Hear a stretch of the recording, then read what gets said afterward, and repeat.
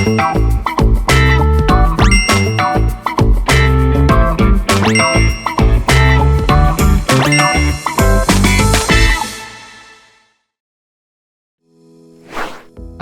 warahmatullahi wabarakatuh.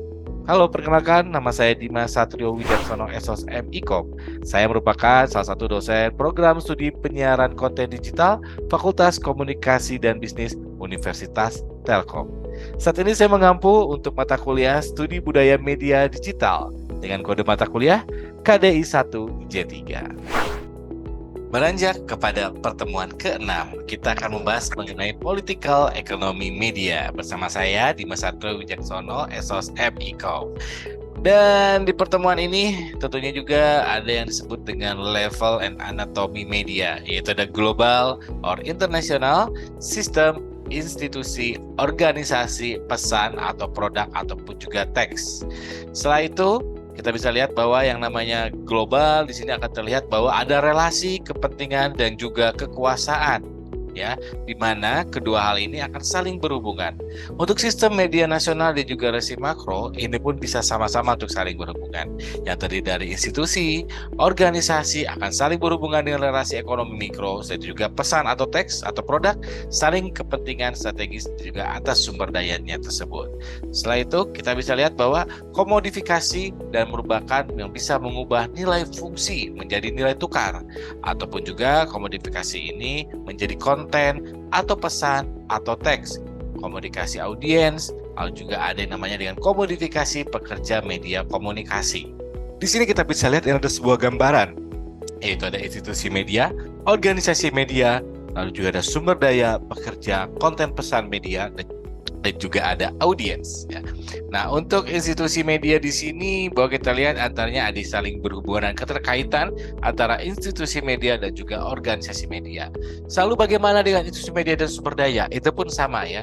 Institusi media yang baik akan menciptakan institusi media yang baik pasti berawal dari sumber media yang baik ataupun sumber daya yang sudah ada.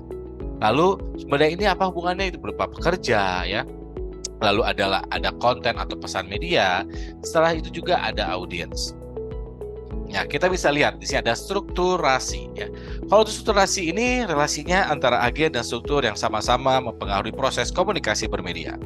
Kelas sosial dan komunikasi, pekerja media dan komunikasi, ataupun juga gender, ada ras, gerakan sosial dan juga hegemoni.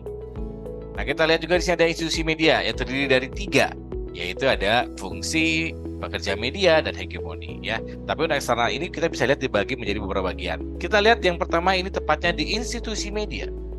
Fungsi, produksi, distribusi internal, distribusi eksternal, dan juga display staf penyimpanan, ya. Ini dimaksud dalam lingkupnya institusi media. Bagaimana dengan fungsi? Kalau untuk fungsi ini lebih kepada yang produksi yang tadi sudah disebutkan, ya. Bagaimana membuatnya, distribusi internal, bagaimana disebarkannya produk tersebut dalam lingkungan internal terlebih dahulu. Begitupun dengan eksternal, berarti lingkungan berada di luar. Display, bagaimana cara kita melihatnya.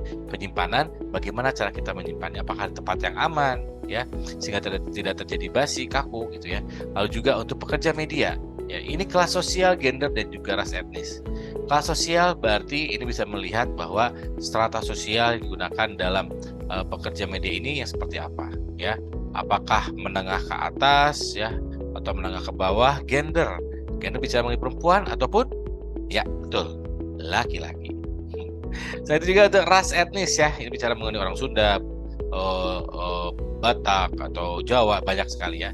Eksternal berarti hubungan dengan hegemoni, dominisasi, dan juga gerakan sosial, ya. Ada juga disebut dengan spasialisasi, yaitu upaya menaklukkan ruang dan waktu. Institusi adalah ruang, konsentrasi, konglomerisasi, dan juga ada yang namanya juga monopoli. Diversity of ownership, diversity of content, peran negara, globalisasi, ya. Nah, ini merupakan salah satu gambaran mengenai model media global. Ada global sistem media nasional, institusi media global, teknologi informasi dan juga komunikasi, pesan teks produk, serta ruang dan waktu. Ya, untuk lebih lanjutnya lagi dan untuk lebih jelasnya lagi, kita lihat saja nanti langsung di LMS, tepatnya di mata kuliah Studi Budaya Media, masih bersama saya, Dimas Satrio Wicaksono. Baik, itulah pemaparan singkat, tepatnya materi dari saya. Sampai jumpa.